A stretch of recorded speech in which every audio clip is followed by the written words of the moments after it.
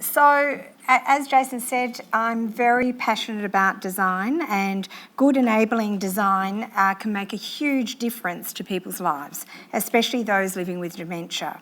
But we need to be mindful that not one size fits all. The theme of today's symposium is the We in Dementia, as you all know, achieving wellness through the domains of wellbeing. So, what are the domains? Let's take a quick look at them, and then what I'd like to do is relate them to design. I'm not going to go through them in great detail, as I'm sure you probably all know them, and it enables us to talk about a few other things a little bit later. But what I've done is I've actually popped the domains onto this flip chart so that we can revert back to them when we're having a look at some of the designs. So obviously we have identity, growth, autonomy, security, connectedness, meaning, and of course joy. And I think we can all personally relate to all 7 of them. So how do the domains relate to design? There is no doubt that design plays an extremely important role, and I hope after you hear my presentation today that you will all agree with me. There is so much information available that tells us that an unsupportive environment can lead to confusion and behaviours that cause distress to not only the person living with dementia, but also family, carers and staff. So imagine having a well-designed environment that not only helps the person living with dementia, but also helps with the well-being of those who care for them. I think that has to be a really terrific outcome. So my aim today, in the next 25 minutes, is that hopefully you will leave with a better understanding of how design can contribute to well-being, and also leave with some good practical and simple tips to improve an environment that may not be working, whether that be in the home or in a residential aged care facility. Now, each of us have our own personal style, and our homes reflect what we like, what makes us feel comfortable, and quite often items in our home are associated with memories. Personal, familiar objects are important to us all.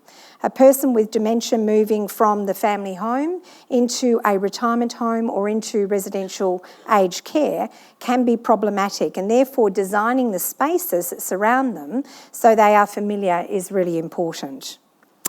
Okay, so now let's talk about design.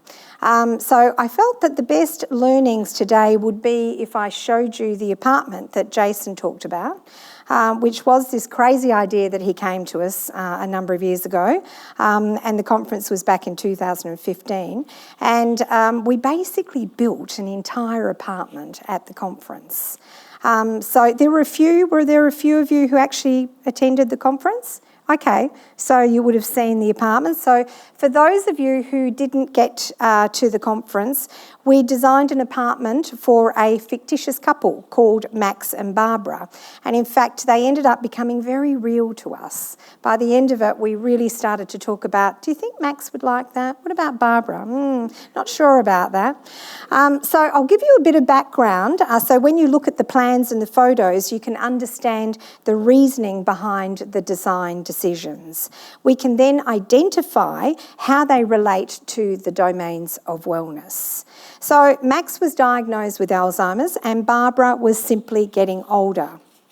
When we looked at the design, we considered a number of factors, what Max and Barbara's specific needs were today and what they may be in the future. Now, obviously, this could and would change, and therefore a certain amount of flexibility was needed. What was their current lifestyle, and how could this be adapted to suit Max as his disease progressed? Their life story and history, the interiors needed to reflect their life, the artwork, furniture, accessories, all have memories and meaning to both Max and Barbara.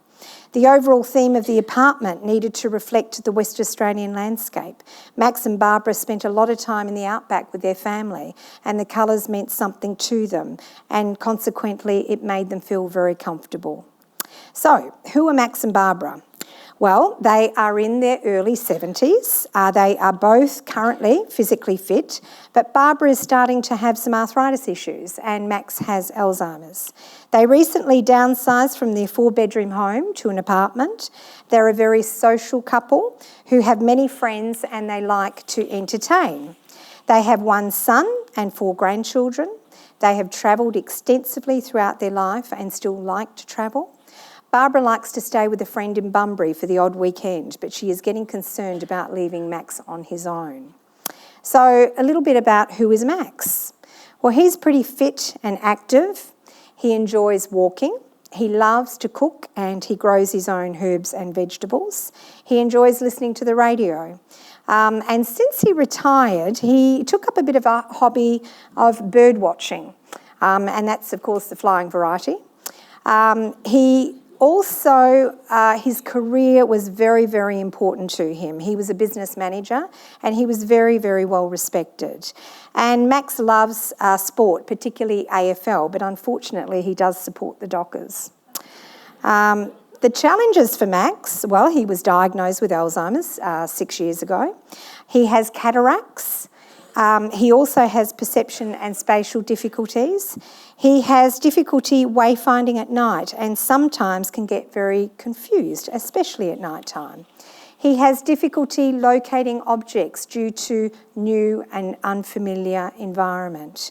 He has occasional time disorientation and he's recently started going out in the middle of the night.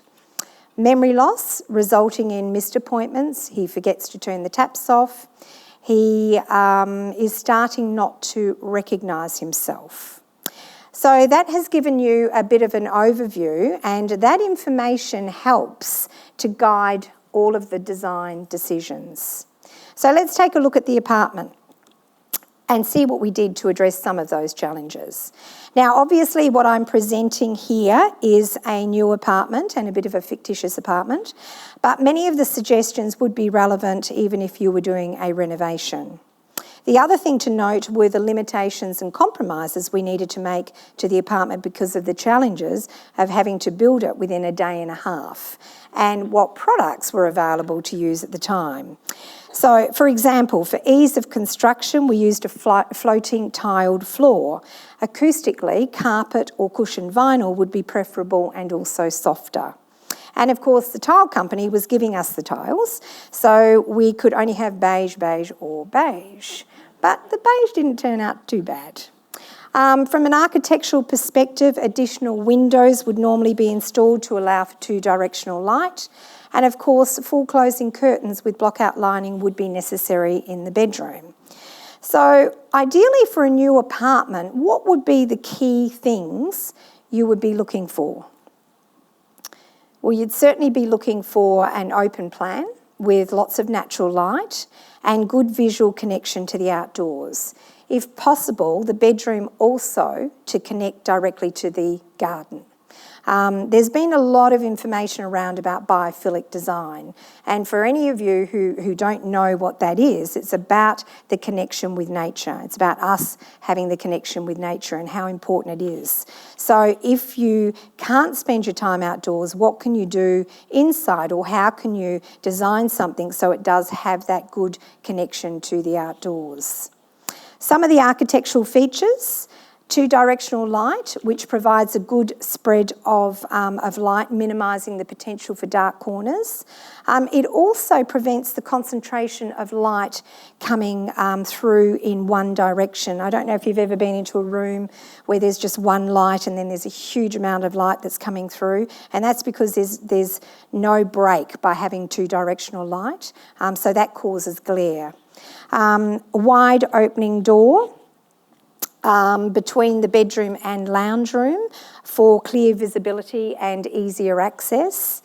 The other good reason to have that good visual access is, I don't know if any of you have been You've gone to visit somebody who isn't well, and everybody's standing around in the bedroom, and it becomes very uncomfortable. It becomes uncomfortable for the person who's in the bed and also for the people who are visiting. So if you can design an apartment that actually has that good connection so that the person that's in the bed can still be involved in some way if they want to, or they don't have to if they don't want to, and then everybody can go on and do normal things rather than standing there abnormally talking to someone in bed.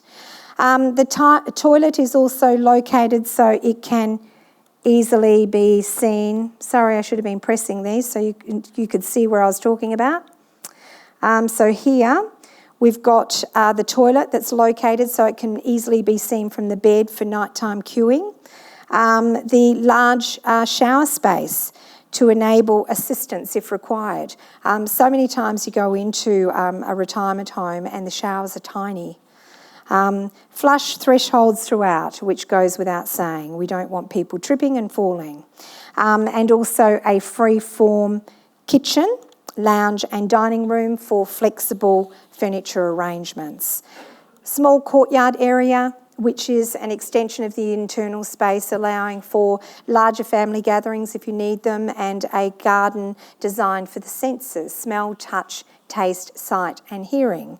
And of course a large bedroom for easy movement, especially in the instance where hoists may be needed. I actually visited a retirement village only about 2 weeks ago. It'd only just been finished, and the bedroom was so tiny you could hardly swing a cat in it. And so that really means that it's not true ageing in place, because you can't get a hoist into the bedroom. Now, interestingly, when the public came through the apartment, and that included people with dementia, they said that the overall look was extremely important to them. It was essential that they live in a place that didn't remind them of the challenges of ageing. And this is one of the things that Jason and I talked about a lot, and it was the basis of our design, was to make it feel and look like any other apartment. But the difference was that it addressed the needs of someone ageing and someone living with dementia. In other words, truly universal and somewhere to age in place. Now, there were a number of design considerations specifically for Max, and whilst we take a look at these design considerations next, I'd like us to relate them back to the domains of wellbeing. So, children and family were important to Max, so we designed a family tree wall. And so what do you think the domains of wellbeing would be in regards to this? The next one was the overall interior design selections and colours that reflect Max and Barbara's personal likes through their travel. So a WA theme, ocean outback. So which of the domains do you think that this one would relate to? Meaning, yeah, definitely meaning. Joy, absolutely. You have great memories of being with your family in the outback, so it would be very joyful. Then the next thing that we considered, of course, was psychology of colour. We can all have personal associations with colour. I look around the room and a lot of you have different colours that you wear, and that's because personally you like them. It makes you feel good. But there are also some universal meanings to colour. So what we looked at was using the basis of the WA theme, which Max and Barbara liked, and so we used the teal and the calm colours in the bedroom, and then we increased it to more stimulating colours in the dining room. So with this one, what of the domains would you think it would relate to? Definitely. I think that's the major one in this one, is security. The next one was the work area, which was designed for Max, which meant that he could still relate to his working life and feel a sense of identity. So, of course, one of the domains would definitely be identity, but there are some others as well. Is there any that you think would meaning?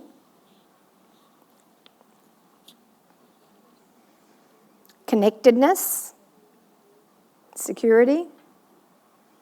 You can see now a bit of a pattern that when we do these things in design, how it actually has a huge impact.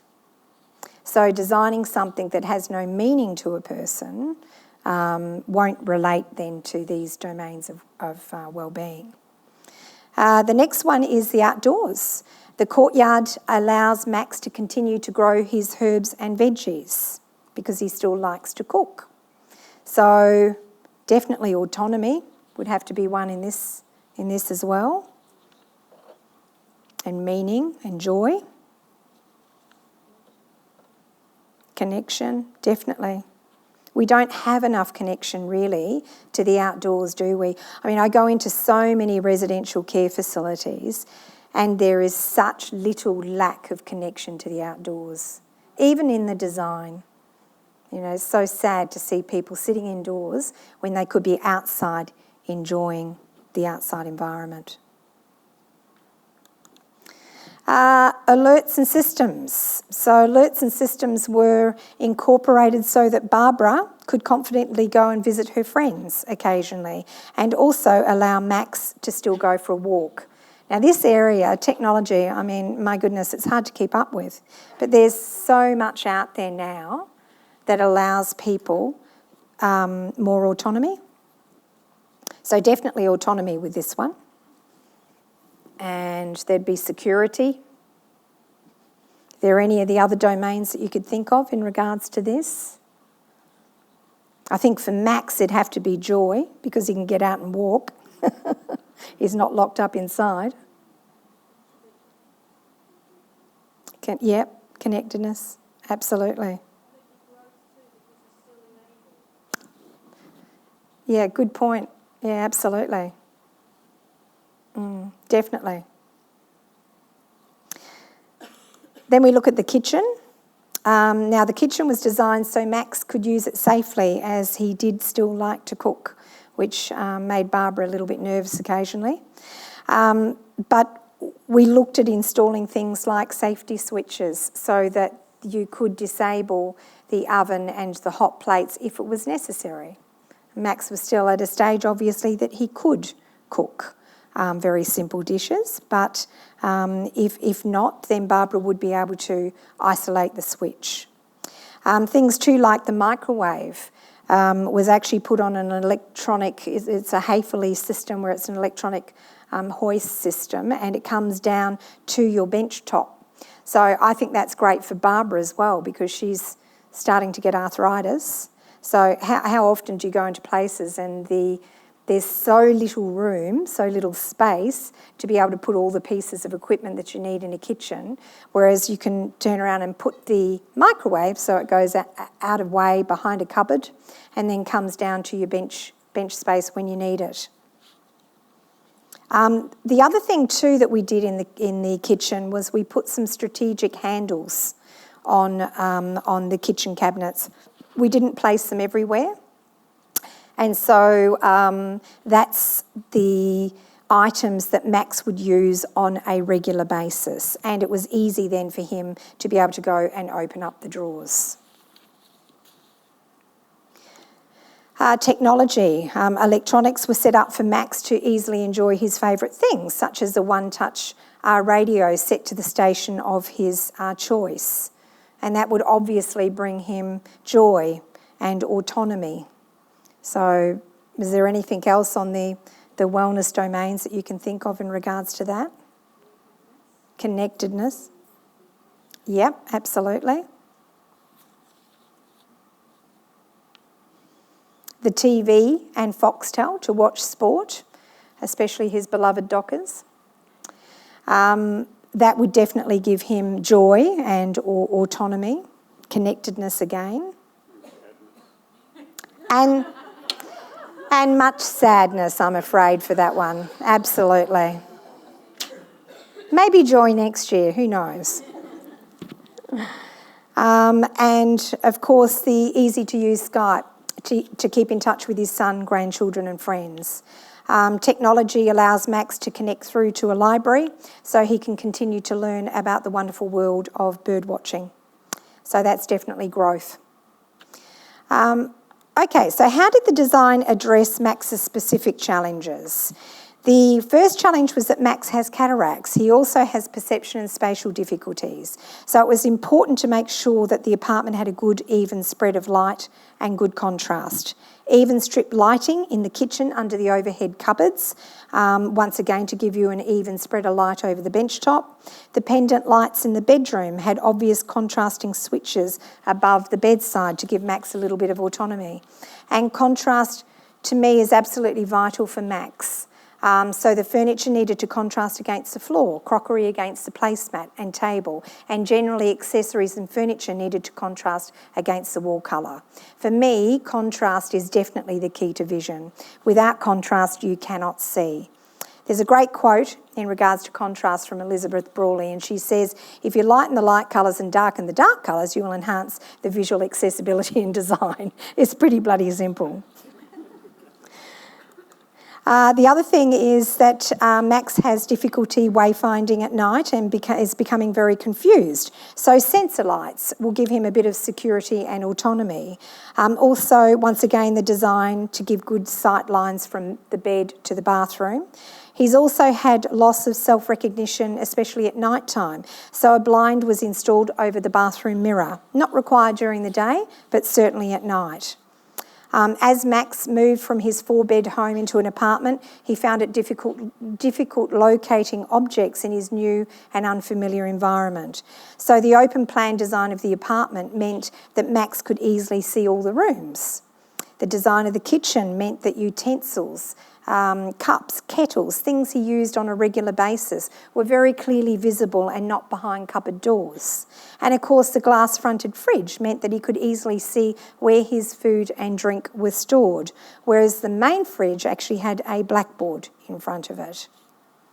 The toilet design incorporates a coloured seat for easy visibility and also includes removable handrails. Now, handrails, those sorts of things you don't necessarily need in early stages, even for Barbara, but later on they may require them.